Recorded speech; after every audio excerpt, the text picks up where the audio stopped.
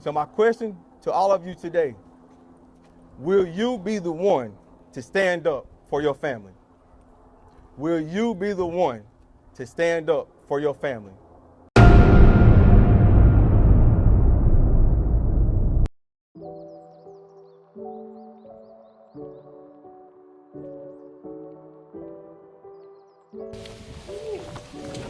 Good morning, how y'all feeling today? Hey, this is a great movement, all right? So I like energy, I'm real big on energy, all right? So here's what I'm gonna do. I'm gonna say I am, and y'all gonna say first. Y'all with me? All right, so I am. I am. I am. All right, I like it. First and foremost, I wanna say thank you to the Trio team for having me here today. It's an honor and a pleasure to be here. Y'all could have had anyone else in the world here to share their story with y'all, but y'all had me here, and I'm blessed to be here, and it's an honor, all right?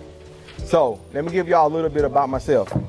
My name is DeboBrown, and as she said, my nickname is Debo. And I know what y'all thinking. How can my nickname be Debo when you can barely see me standing over this podium, right? But I'm gonna get to that in a minute. I grew up in Evergreen, North Carolina, and Chadron, North Carolina, and that's where I was a product of the streets. And I also didn't have a shower until my mid-ninth grade year. So we didn't have a shower in my home growing up. I have 8 siblings. I grew up with 4 of them. One of them I just met when I was 21. And she only lived 10 minutes down the road from me my entire life, and I didn't know it. Then I have 3 siblings that I have not met yet, but I'm working on that as well. I'm a prior collegiate athlete. Baseball was my sport of choice. I was supposed to play baseball right down the road from here at Shaw University, but I lost my scholarship, and I'll get to that as well. So I ended up playing at a community college. I'm a Marine Corps vet, an entrepreneur, and as of November the 20th, which is my 36th birthday, I'll be a first known author, all right? Appreciate it, thank you. I was raised by my grandmother, and I was raised by her because my mother had to work long hours every day to take care of 4 kids. My father wasn't in my life. He was a drug addict, so my mom was by herself. My father left when I was 7. He divorced my mom for $20 worth of crack. And that's how my mom had to work and my grandmother raised us, all right? So that's enough about me. I'm here to talk to you guys. So before I get into my message today, let me ask you, how many students do I have here that when you graduate will be a first-gen graduate in your family? All right, I like it. I'm here to talk to you guys. You want to know why? Because I am you. I too am the first generation graduate in my family, and I too am the first one who actually attended a 4-year university. And let me tell you something, it wasn't easy. It took me 16 years to get a 4-year degree. And that means 16 years after I graduated at 18 years old, all right? And right now, all of you have a head start. So I'm here to help you so that it don't take you guys 16 years. If you're with me, say, I am first. All right, so I want to make a deal with y'all. After these next few minutes, so all my students here, no matter what the cost is, you will finish school and graduate and be the first in your family. If you're with me, say, I am first. I like it. All right, so here we go. Debo stands for a framework of what I call the 4 principles that I've used to help take my life to the next level. So we're gonna get into it. The D stands for discipline. Discipline is the one principle that I struggled with growing up. I struggled being disciplined in my decision making. I made all the wrong decisions. I hang out in the streets. I was a klepto. I stole, I robbed everything I could get my hands on. And let me tell you something, life has a way of teaching you lessons. So I'm gonna share with you 2 moments in my life where I had to realize I had to become more disciplined and change my actions. I was visiting home one weekend, me and my friend, and we went to a bar, and we got into a bar fight. And what happened was, in the middle of this fight, someone pulled a gun out and shot my friend right in front of me in the head. In the midst of 5 seconds, I seen him turn towards me and wanted to shoot me as well. And if it wasn't for someone else out there shooting, my life would have been ended. I picked my friend up, I put him in the backseat of my car, blood everywhere, and I drove him to the hospital where they pronounced him dead on arrival. And not only that, they followed me to the hospital, they stole my car, and they found it 2 days later burned in the woods. You would have thought that would have changed my life. It did for a little bit, but I still made bad decisions. Right before I got my scholarship to play baseball at Shaw University, before I could even step foot on campus, I lost it in a blink of an eye. I broke into someone's truck and I stole their money, and that landed me in jail. As soon as I walked into the jail cell, I seen my first cousin, and his first question to me was, What are you doing here? You should be playing ball somewhere. And I told him, brother, I messed up.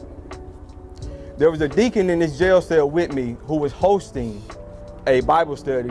And as we all know, we heard the word, everybody finds Christ once they go to jail. So I decided to attend this Bible study. And as soon as I began to cry, I heard my name get called that I made bail. On my way out, my cousin told me, I should never see you in here again. And those 2 moments, I knew I had to make better decisions for my life. So I started making more disciplined decisions. That led to me joining the Marine Corps. Joining the Marine Corps, it allowed me to become the best person of myself and also become more disciplined in my decision making. And that's also where I decided to become the first-gen graduate in my family. I enrolled in school. I deployed to several different countries. I worked long hours, but I was still disciplined enough to do what I need to do to get my work done. The Marine Corps saved my life, and it also encouraged me to become the first in my family to do something nobody else has done. Discipline to me means doing something you absolutely hate, but doing it as if you love it. What does discipline mean to you all? I want y'all to think about that. So if you're with me, say, I am first. I am first. Now the E in the Debo framework stands for execute. Let me tell you something. I am standing here today speaking to you all because I've mastered the art of executing. And let me tell you one more thing. They treat you better when you execute. And when I say execute, I mean I said I was going to do something, and no matter what the cost was, I did it. I made it happen. I'm the first person in my family to attend a 4-year university. I'm the first person in my family to join the military, and I'm also the first person in my family to become a college graduate. But that didn't happen by osmosis. It took a lot of me to do things I didn't want to do. It took a lot of long hours, a lot of long days, a lot of studying that I didn't want to do. All right? But there was one thing that I knew for sure. If I did not finish school, there was nowhere for me to turn to. I couldn't go back home. If I went back home, it was 3 options. It was either streets, jail, or dead. My grandma always told me I would be dead or alive, dead or in prison by the time I was 18 by the decision that I'm making.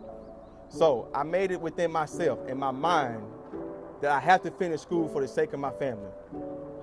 Some of y'all may be in the same position that I was in, where right now your family is dependent on you. You feel like you have nowhere else to turn. I'm telling you, just stick through it, all right? Every morning, every day, when you wake up, the first thing you need to do is say, I need to finish school for the sake of my family. I need to be the one to save my family. And that's what I did. Nothing you do is going to be handed to you. I knew once I got my degree, I could also change the zeros on the end of my salary as well.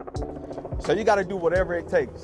While I was in school, I fooled a few of my tutors one time.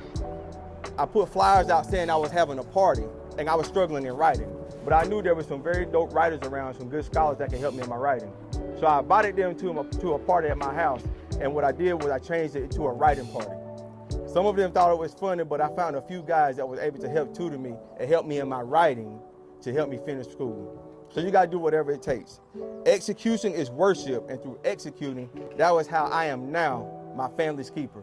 And if all of you execute and finish school, I promise you, you will be your family's keeper as well. If you with me, say, I am first. All right, now the B in the Debo framework stands for brave. Stop shying away from challenges. Challenges are meant to either make or break us. Be brave and face all your fears.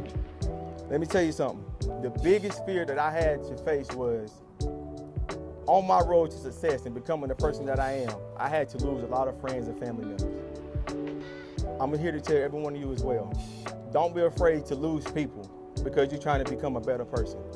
And if you lose people on your way to becoming who you need to be, it's okay, because that means they weren't your real friends anyway.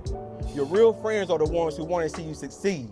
Your real friends are the ones who want to see you become the best version of yourself. Your real friends are the ones who want to see you make it and do something good with your life. That was the biggest hurdle for me, was losing friends that I grew up with my entire life.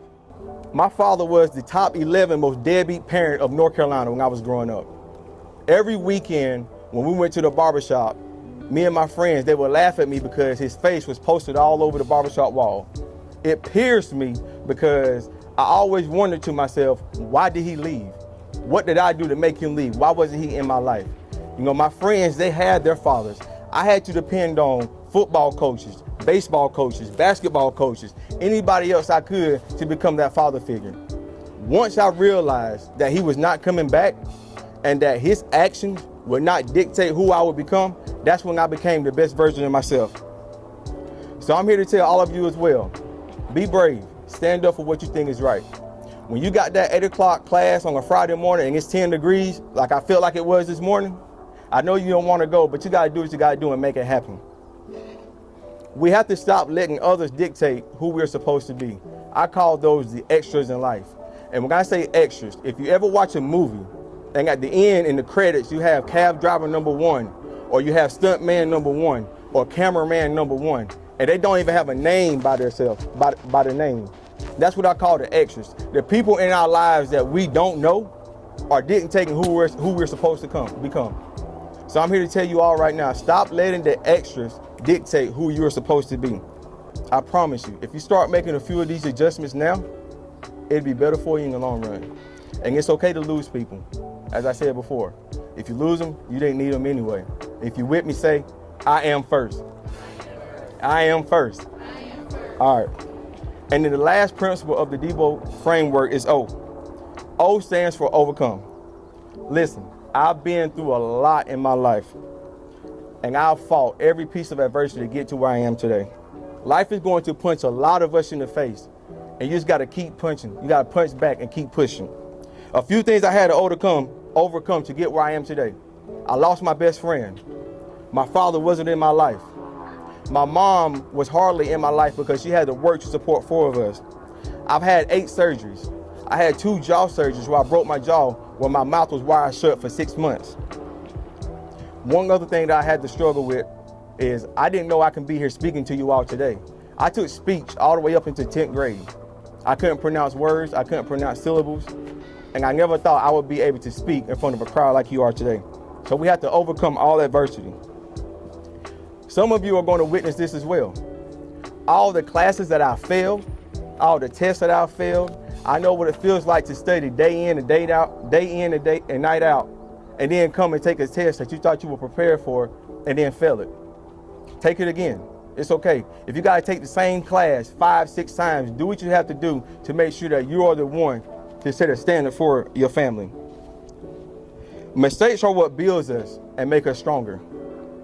There is no such thing as failure. Failure are only lessons that we learn from. So we turn all of our L's into lessons. If you with me, say, I am first. All right, I'm gonna leave y'all with this. When you meet someone who is wealthy or successful, at one point in their life, their family was not wealthy. And then the one person shows up. One person comes and changes their family's lives forever. And in my family, I'm the one. I am the one who has came and changed the atmosphere for my family. I am the one who is the first gen grad in my family. I am the one who is the first to ever attend a 4-year university. I am the one who was the first ever to join the military and do a successful career. I went out and fought for it. It wasn't handed to me. I fought tooth and nail to get where I am today. I went from not having a shower to now owning my own home with 5 bedrooms and 3 showers. Thank you, I appreciate it. And that didn't come by osmosis, that came from hard work. I am the first in my family to have a degree posted up in any one of his offices. And I'm also the first in my family to be an entrepreneur and build his own business from the bottom up. So my question to all of you today, will you be the one to stand up for your family? Will you be the one to stand up for your family? I am first. I am. I am. I am. That's my time, y'all. I appreciate it.